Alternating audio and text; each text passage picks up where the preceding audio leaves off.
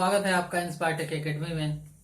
पिछले लेक्चर में हम लोगों ने बहुत सारे पैरामीटर्स के बारे में पढ़ा था और समझा था। आज के सेशन में हम लोग जो सिमेट्रिकल असिमेट्रिकल नेटवर्क पढ़े थे उसके जो इलेक्ट्रिकल कैरेक्टरिस्टिक्स है, पैरामीटर्स हैं, उनके बारे में हम लोग समझेंगे और उनके बारे में सारे डिटेल्स हम लोग पढ़ेंगे। तो आज का सेशन काफी इंपॉर्टेंट है।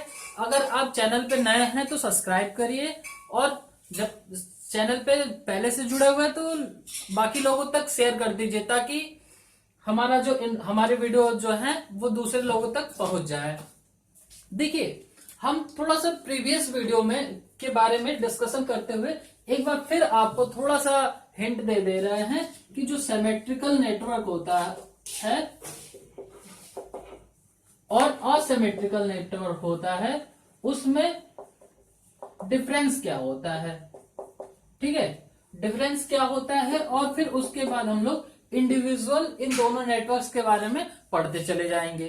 ठीक है, तो देखिए सिमेट्रिकल नेटवर्क्स के बारे में हम लोग बताए थे कि वह नेटवर्क जिसके इनपुट और आउटपुट पोर्ट को अगर आपस में इंटरचेंज कर दिया जाए, मतलब आप इनपुट को आउटपुट और आउटपुट को इनपुट की तरफ ले आपस में बदल दिया जाए तो भी इसके इलेक्ट्रिकल पैरामीटर्स जो है वो चेंज नहीं होता है। वहीं अगर असिमेट्रिकल नेटवर्क की बात करें तो असिमेट्रिकल नेटवर्क वह नेटवर्क होता है जिसके अगर आउटपुट और इनपुट पोर्ट को अगर हम आपस में चेंज कर दे रहे हैं, बदल दे रहे हैं, तो इसके इलेक्ट्रिकल पैरामीटर जो हो जाते हैं वो चेंज हो जाते हैं। तो जैसे हम अगर डायग्राम बनाएं तो मान लीजिए ये हमारा नेटवर्क हो गया,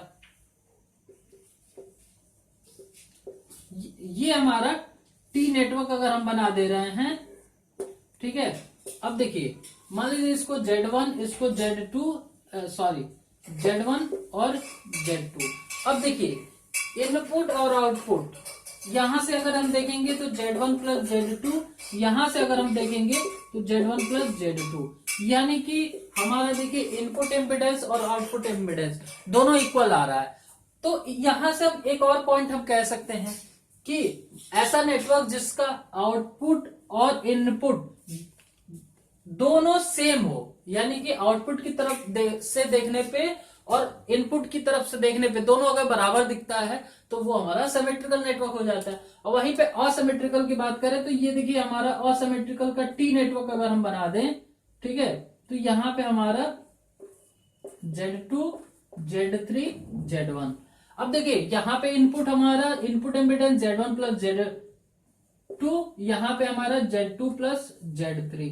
क्या ये दोनों आपस में देखने में बराबर दिखेगा? नहीं दिखेगा। ठीक है, तो ये असिमेट्रिकल नेटवर्क होता है जो जिसके इनपुट और आउटपुट दोनों टर्मिनल डिफरेंट होते हैं। ठीक है, तो ये तो हमारा सिमेट्रिकल असिमेट्रिकल नेटवर्क हो गया। अब देखिए अब हम लोग बात करेंगे और पढ़ेंगे सिमेट्रिकल नेटवर्क के जितने भी कैरेक्टरिस्टिक्स है उनके बारे में और समझेंगे कि उसको कैलकुलेट करेंगे कि कैसे कहां से कैलकुलेट होता है। ठीक है, तो सिमेट्रिकल नेटवर्क के बारे में हम लोग पढ़ेंगे। तो देखिए सिमेट्रिकल नेटवर्क के इलेक्ट्रिकल दो पैरामीटर्स होते हैं। ठीक है, इलेक्ट्रिकली दो पैरामीटर्स होते हैं। पहला हमारा कैरेक्टरिस्टिक्स,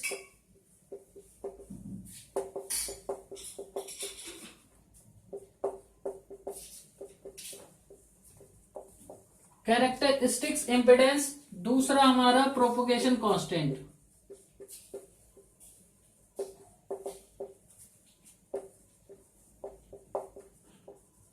ठीक है, तो हमारा ये दो पैरामीटर्स हो जाते हैं, एक हमारा कैरेक्टरिस्टिक्स इम्पीडेंस और दूसरा हमारा प्रोपोगेशन कांस्टेंट।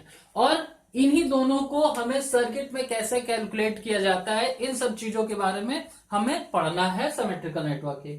तो अब हम बात करेंगे पहला कैरेक्टरिस्टिक्स इम्पीडेंस। तो कैरेक्टरिस्टिक इम्पीडेंस निकालने के लिए क्या होता है कि आपको पता है कि जो हमारा सिमेट्रिकल नेटवर्क है उसको हम कैस्केड में जोड़ते हुए इनफाइनाइट तक जोड़ के एक ट्रांसमिशन लाइन बनाते हैं।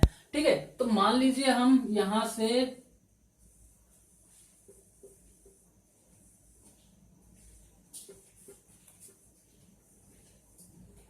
डॉट डॉट डॉट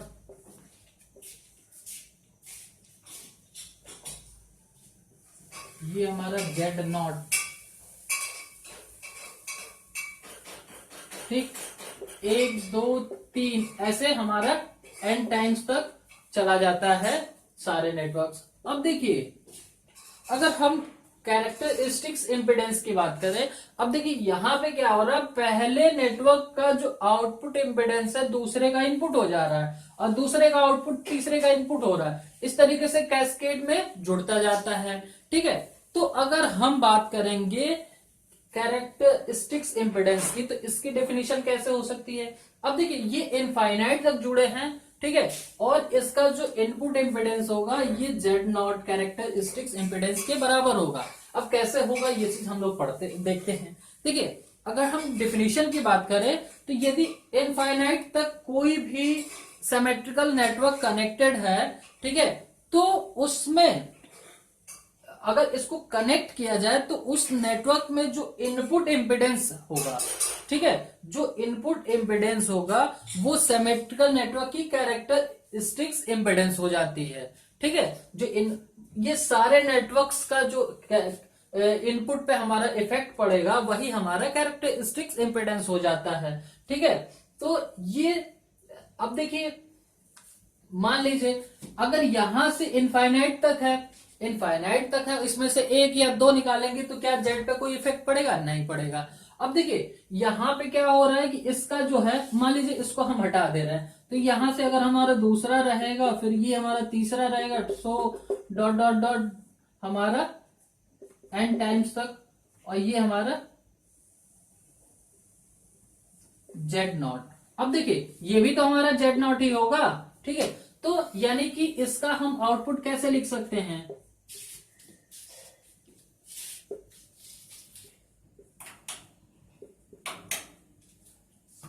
ये हमारा जेड नॉट।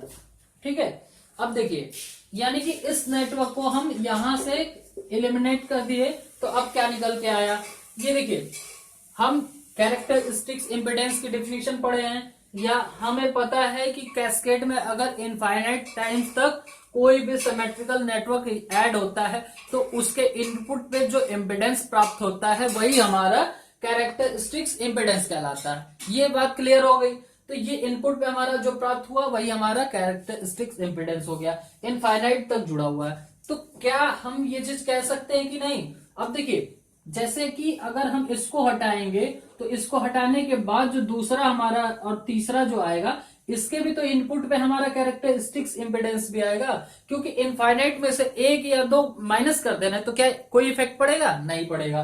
ठीक है, तो अब हम क्या देख रहे हैं कि ये जो है, और यहां से हम लोग देख रहे थे कि पहले का आउटपुट दूसरे के इनपुट से कनेक्टेड है। ठीक है, तो अब यहां पे हम देख रहे हैं कि दूसरे का इनपुट हमारा जेड नॉट हो रहा है, तो ये जो जेड नॉट है इसके हम आउटपुट पे कनेक्ट कर सकते हैं कि नहीं?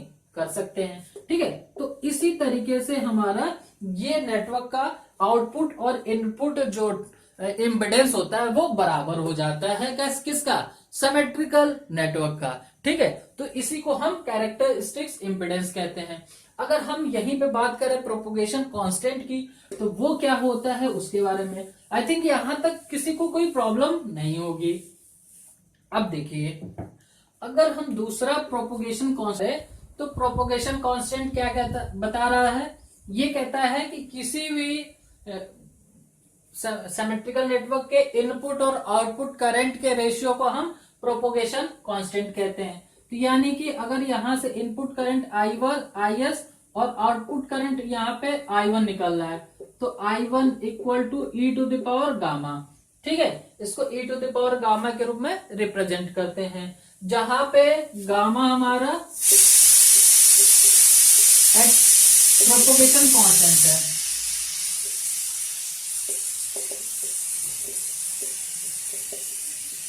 जहां पे गामा हमारा प्रोपोगेशन कांस्टेंट है। अब देखिए प्रोपोगेशन कांस्टेंट है, अब इस तरीके से अगर हमारा इनफाइनाइट तक कनेक्टेड है तो एक सेक्शन का, 2 सेक्शन का, ऐसे हमारा सेक्शन का मल्टीप्लाई होता जाएगा। क्यों? क्योंकि सभी सेक्शन एक समान है। ठीक है, तो अगर हम देखेंगे कि यहां से अगर दूसरे सेक्शन का देखेंगे तो I1 upon I2 equal to e to the power gamma. ठीक है, चूंकि दोनों सेक्शन हमारे समान है, केवल इनपुट आउटपुट करंट हमारी दूसरी है, तो प्रोपोगेशन कांस्टेंट तो हर जगह समान होगा। ठीक है, अगर हम तीसरी की बात करें तो I2 upon I3 equal to e to the power gamma. ठीक है, तो इस तरीके से अगर हम इन सब का मल्टीप्लीकेशन करें, देखिए IS upon I1 into I1 upon I2 into I2 upon I3, ऐसे डॉट डॉट डॉट हमारा IR-1 upon IR equal to e to the power, देखिए पहले के लिए जो लेंगे e to the power r into e to the power r into e to the power r, so on e to the power n तक, अगर N times तक ले रहे हैं तो। अब देखिए ये हमारे इससे कटता जाएगा, तो ये वाले टर्म्स भी हमारे सारे कैंसिल हो जाएंगे। तो यहां से हमारा क्या आ जाएगा, IS upon IR equal to e to the power n r. ठीक है, अब यही जो एन अल्फा एन गामा, अब देखिए एन गामा जो है यही तो हमारा एटोमिनेशन कांस्टेंट को पूरा दर्शा रहा है। ठीक है, तो यहां तक तो हमारा ये इक्वेशन का एटोमिनेशन कांस्टेंट हम लोग ले आ दिए हैं। अब देखिए जो हमारा प्रोपोगेशन कांस्टेंट होता है वो क्या होता है, एक वेक्टर क्वांटिटी होती है। ठीक है, जो हमारा प्रोपोगेशन कांस्टेंट होता है गामा, ये हमारा एक वेक्टर क्वांटिटी होती है। ठीक है, वेक्टर होती है तो वेक्टर होगी तो इसमें एक रियल पार्ट और एक इमेजिनरी पार्ट दोनों होगा। तो gamma equal to alpha plus j beta द्वारा हम इसको प्रदर्शित करते हैं। ठीक है, जहां अल्फा हमारा रियल पार्ट है जिसको हम क्या कहते हैं, एटेन्युएशन कांस्टेंट।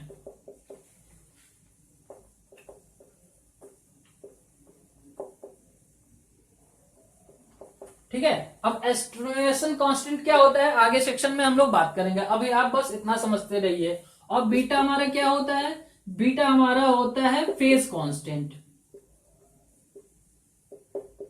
ठीक है, तो फेज कांस्टेंट होता है। तो अब देखिए जो हमारा अल्फा और बीटा होता है, अब चूंकि हम लोग इस इक्वेशन से अगर देखेंगे तो इस इक्वेशन से हमारा जो e to the power gamma है, e to the power gamma, ठीक है, e to the power gamma n हम छोड़ देते हैं, अभी हम केवल इतने एक ही टर्म के लिए बात करते हैं। तो e to the power gamma को अब देखिए इसमें gamma equal to j alpha plus j beta के रूप में अगर हम इस पे लिखेंगे तो क्या हो जाएगा, e to the power alpha plus j beta. अब इसको तोड़ोगे आप तो e to the power alpha into e to the power j beta भी लिख सकते हो। ठीक, चूंकि आपको पता है ट्रिग्नोमेट्री में आप लोग पढ़े हैं कि e to the power j beta की कुछ एक वैल्यू होती है। ठीक है, उसके बारे में आप लोगों ने पढ़ा हुआ है। ठीक है, तो क्या होती है इसकी वैल्यू होती है cos beta plus j sign beta. ठीक है, तो अब इसकी वैल्यू हम इक्वेशन फर्स्ट में रख देंगे। तो यहां से अगर इक्वेशन में रखेंगे तो हमारा क्या हो जाएगा, देखिए e to the power alpha into e to the power j beta की जगह हम पूरा लिख सकते हैं, क्या लिखेंगे, cos beta plus j sine theta. ठीक, अब देखिए ये हमारा चूंकि किस चीज के टर्म में आ रहा है, ये हमारा e to the power gamma equal to सारा टर्म आ रहा है। ठीक है, क्योंकि हमारा देखिए e टू द पावर ये तो हमको फॉर्मूला है। ठीक, अब इतना इक्वल टू ये हो गया। अब देखिए ये भी अभी भी हमारा रियल फॉर्म में नहीं है, ये हमारा जो है वेक्टर फॉर्म में है। तो इसको अगर हम पोलर फॉर्म में चेंज करें तो देखिए पोलर फॉर्म में चेंज करने के लिए जैसे मान लीजिए कोई भी हमारा रहता है x प्लस जे वाई, तो इसके दो पार्ट होते हैं। तो रियल जो हमारा मैग्नीट्यूड हो जाता है x square plus y square into angle हमारा क्या हो जाता है tan inverse y upon x। तो ये हमारा पोलर फॉर्म कहलाता है। तो इसी फॉर्म में इसको हमें चेंज करना है, क्योंकि देख रहा है कि हमें x प्लस जे बीटा के टर्म में हमारा ये फाइल आ रखा है। ठीक है, तो अगर हम इसको चेंज करेंगे तो देखिए कैसे चेंज होता है, आप लोग इसको नोट करते चलिएगा। ठीक है, अब देखिए इसको हम चेंज करते हैं तो e to the power gamma equal to, ये तो हमारा वैसे का जैसे का तैसे वही रह जाएगा, e to the power alpha. ठीक है, अब देखिए e टू अल्फा इनटू, हम इसको मॉड के रूप में लिखेंगे तो ये हमारा रूट में होता है। ठीक है, रूट में होगा तो ये रूट में हमारा क्या हो जाएगा, cos square beta plus sine square beta.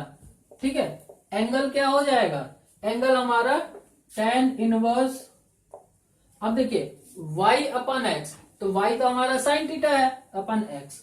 ठीक है, into sine beta upon cos beta, ये हो जाएगा। ठीक, अब देखिए e to the power gamma equal to e to the power alpha, इसकी वैल्यू आपको पता है कि 1 होती है।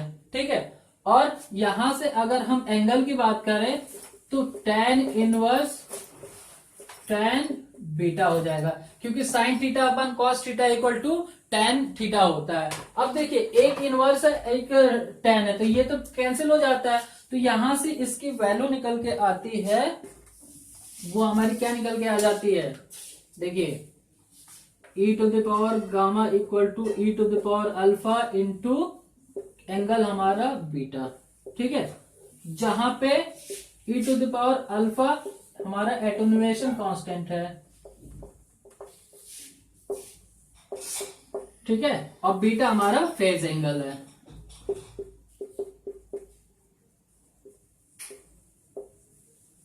ठीक है, बीटा हमारा फेज एंगल है। तो इस तरीके से हम किसी भी सिमेट्रिकल नेटवर्क के जो एटेन्युएशन कांस्टेंट और हमारे प्रोपोगेशन कांस्टेंट की वैल्यू की गणना कर सकते हैं। ठीक है, अब यहाँ पे हमारे e to the power alpha attenuation constant और बीटा हमारा फेज कांस्टेंट। इसी प्रकार अगर हम बात करें ये n टाइम्स तक होगा, तो ये अगर n टाइम्स मान लीजिए e to the power n gamma. ठीक है, अब n गामा है तो इक्वल टू क्या हो जाएगा, जहां जहां ये रहेगा वहां पे हमारा e to the power n alpha angle n beta हो जाएगा। ठीक है, तो ये हमारा क्या हो जाता है, प्रोपोगेशन कांस्टेंट किसी भी सिमेट्रिकल नेटवर्क का।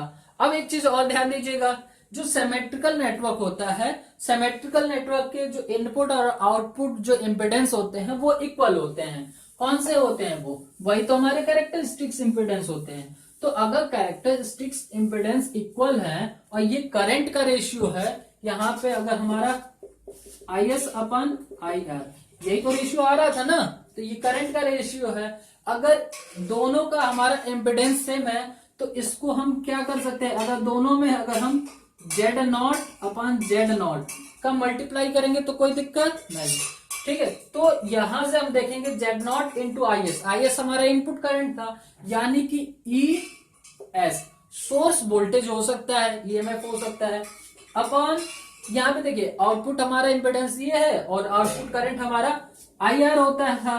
ठीक है, तो ये हमारा ER हो सकता है, ER equal to e to the power n gamma या e to the power n alpha angle n beta.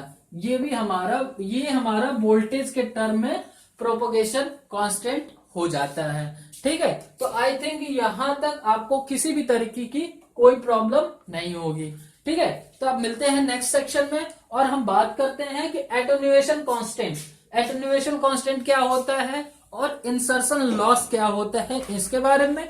उसके बाद किसी भी टी नेटवर्क में हमारा कैरेक्टरिस्टिक्स इंपिडेंस निकालना और प्रोपोगेशन कांस्टेंट को निकालना, ये सारा चीज हम लोग सीखेंगे नेक्स्ट टर्म में। ठीक है, तो आई थिंक हमारा वीडियो आपको पसंद आ रहा है। वीडियो अगर पसंद आ रहा है तो लाइक करें और चैनल पर नए हैं तो सब्सक्राइब कर दें और ज्यादा से ज्यादा लोगों तक शेयर करें ताकि ज्यादातर लोगों तक इंफॉर्मेशन पहुंच जाए और उनको भी इस तरीके से हेल्प मिल सके। मिलते हैं नेक्स्ट वीडियो में, धन्यवाद।